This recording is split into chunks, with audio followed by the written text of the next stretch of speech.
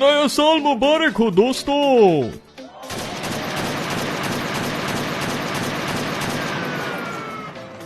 یار یہ لوگ مزہ خراب کرنے آئے ہیں۔ السلام علیکم، یہ کیا تماشا بنایا ہوا ہے؟ یار تم پولیس والے ایسے ہی جلتے ہو، نئے سال کی رات میں ڈیوٹی لگی ہوئی ہے اور ہم لوگوں کا مزہ خراب کر رہے ہو۔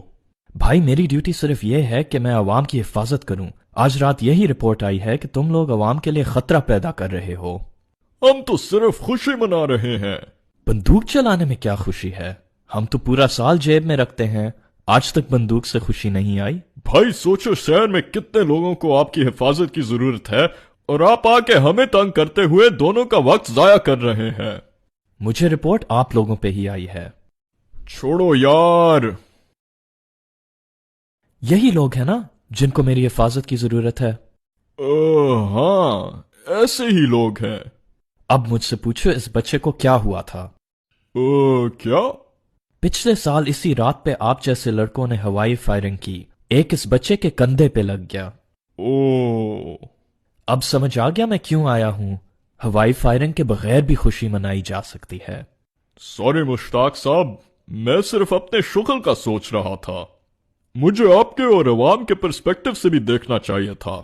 دیکھو بیٹا، تم لوگ خوشی مناؤ، گانے لگاؤ، ناچ کھیل کرو، لیکن برائے مہربانی کسی کو خطرے میں نہ ڈالو۔ ٹھیک ہے مشتاق صاحب، بس اب سے فائرنگ ہماری طرف سے ختم، اور اس واقعہ کا جتنا بھی فائن ہے میں پے کر دوں گا۔ بابا یہ کسی جاہل پولیس والے نے ہماری پارٹی روک دی ہے۔ ہاں اب ان کو دکھائیں گے کہ ہمارا خاندان کیا ہے۔